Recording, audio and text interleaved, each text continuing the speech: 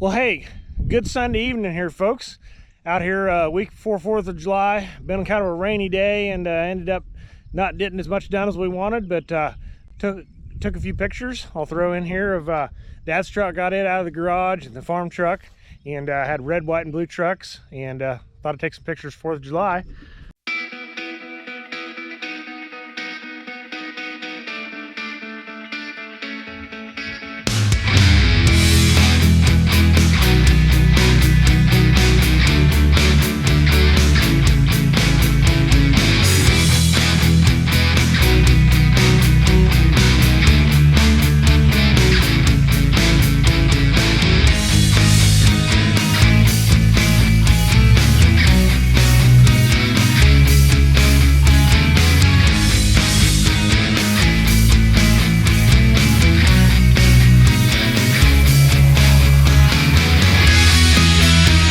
Also thought it might be a good time to introduce this truck a little better and give a little review on it.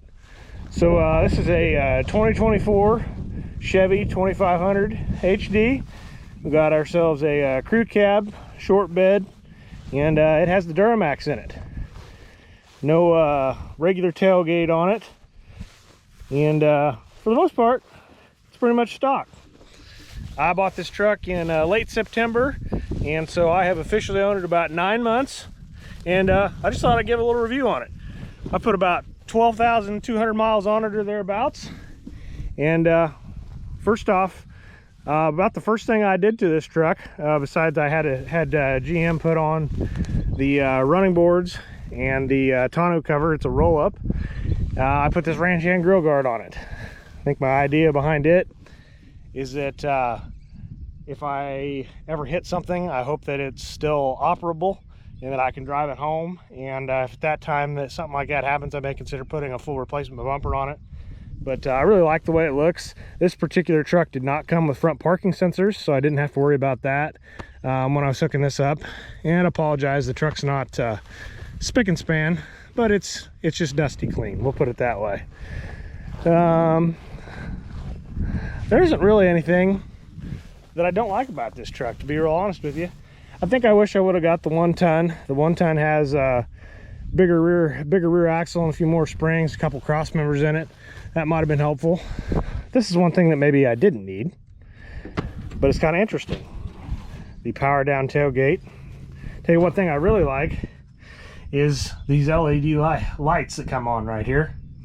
And they really light up the bed, and if you have the bed open, you just pull this little cover and whatnot. I did put a toolbox in it. I decided to roll up the bed cover so you guys can see a little better. Just a typical old roll-up cover, GM based though. So I got the warranty on it. But there's the LED lights in the bed. This truck came with the plugs here. One thing I will say about it though is this has got a 4-pin plug here for your trailer, as long as it's a 7-pin.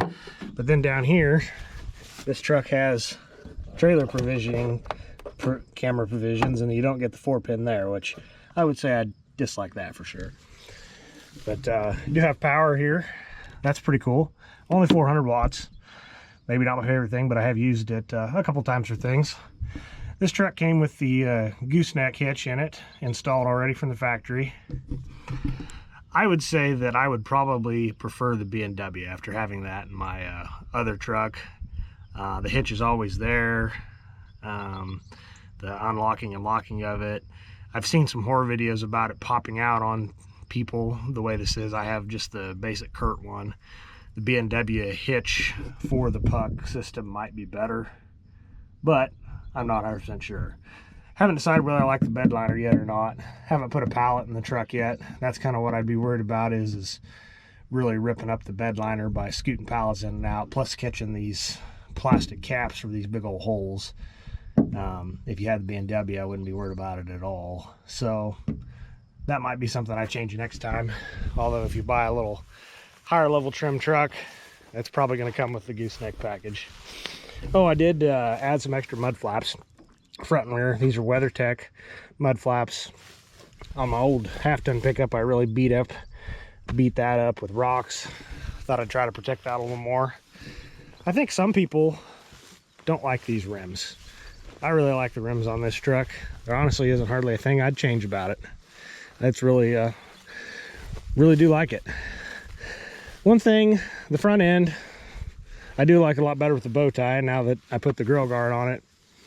Can't really see it real well. I do think I'd rather have the LED headlights like they've come out with for the 24 and 25 model years, but I'll get over it. Maybe next time we'll go with that, but there'll probably be something a lot different in 10 or 12 years when I decide to trade this truck.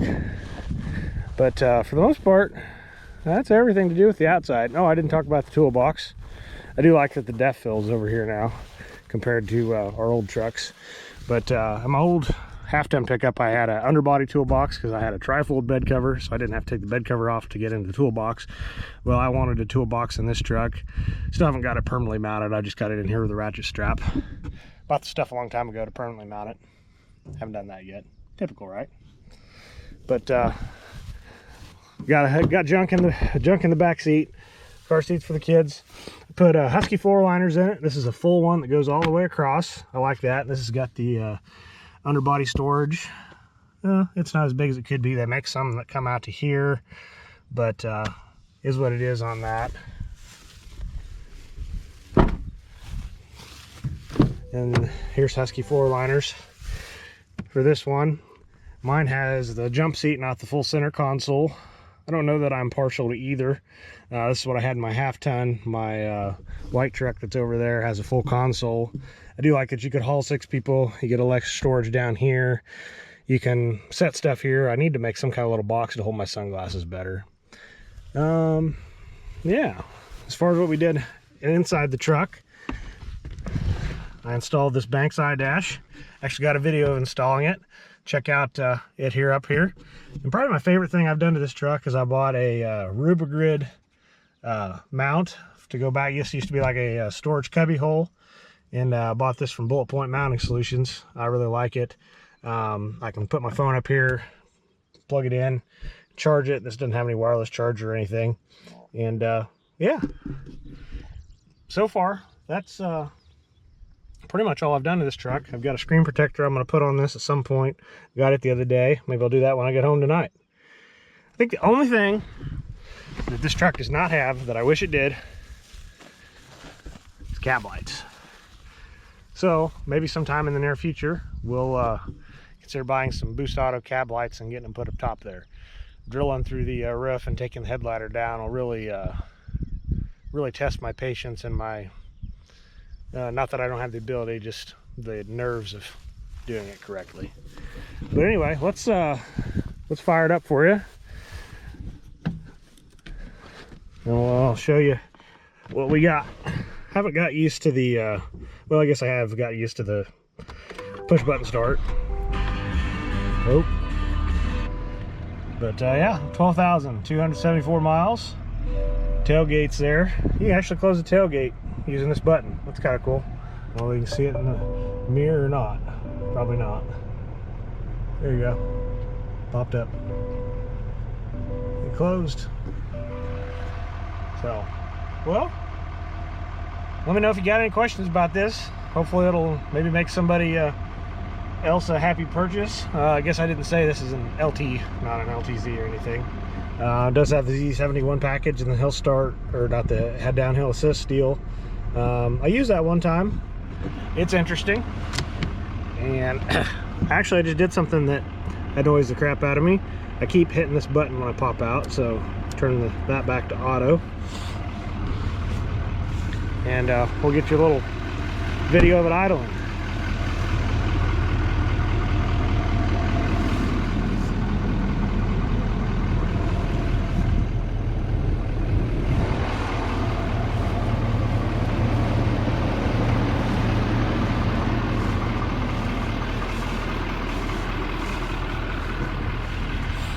So I'll get in and show you my fuel mileage, and we'll probably call that quits. That's probably what some people want to know.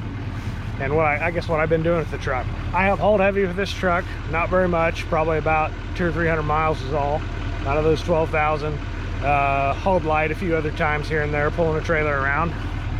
But for the most part, it's kind of been my going and getting stuff, and I'm trying to see if I could replace my dually basically and have one truck. Haven't decided whether I can do that yet or not. We'll probably haul some hay this summer and kind of see how I think I get along with it. I don't think it's quite as capable as the dually, but the dually I have is 2011. If you look at kind of the towing numbers and the payload, sure, the dually still has more payload, but I'm kind of thinking it's comparable, especially if I would have got a single rear wheel. Maybe if I upgrade to the leaf springs or something like that, it'd be a little better. Granted, you're not going to change the legal part of it.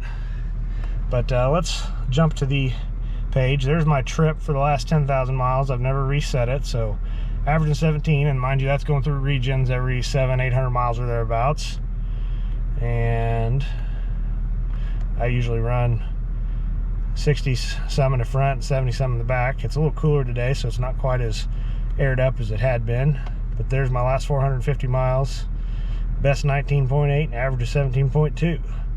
And let's see what it's done in the last 50, just for kicks and giggles. 22 in the last 50, 19.2 average in the last 50.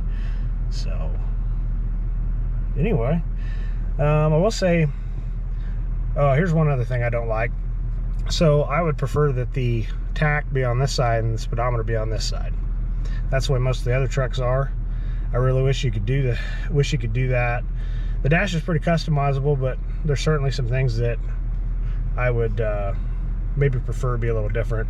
Whenever you put it into a haul mode, your transmission temp comes into place of your voltage meter down there, which I already have the transmission temp showing up there. It's just interesting to keep track of that. But anyway, but I've got a whole plethora up here. If you don't have an iDash, this right here, the truck does not, let's see if I can get it to focus. There we go. So the truck does not give you what gear it's in. So right now it tells you what gear it's in.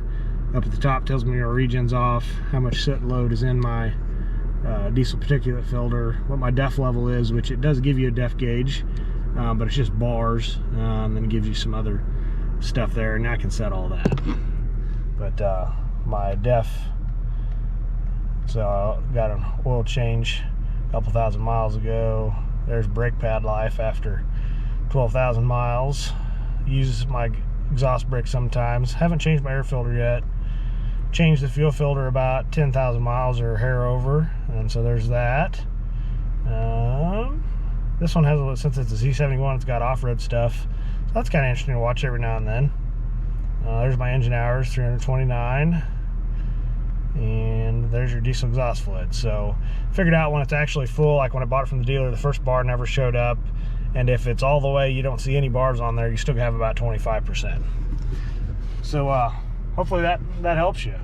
Overall, I really like the truck. I'm curious to see what continues to happen to it, and I haven't really had any issues with it at all.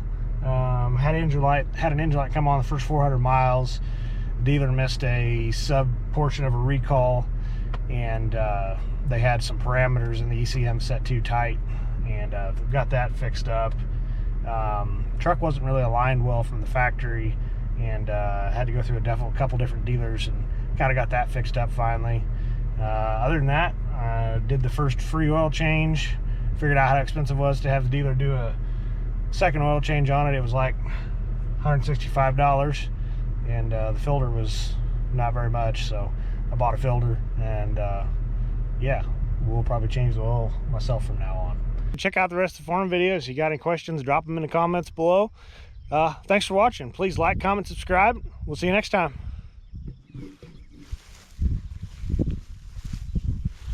Bonus clip. One thing I forgot to state about this truck that I absolutely love is the color blue. This Lakeshore Blue Metallic is spot on. My favorite color is blue, and I couldn't be happier to have that truck. The GMC Downpour Metallic is a really nice color, but I think this one beats it. Chevy did a good job here.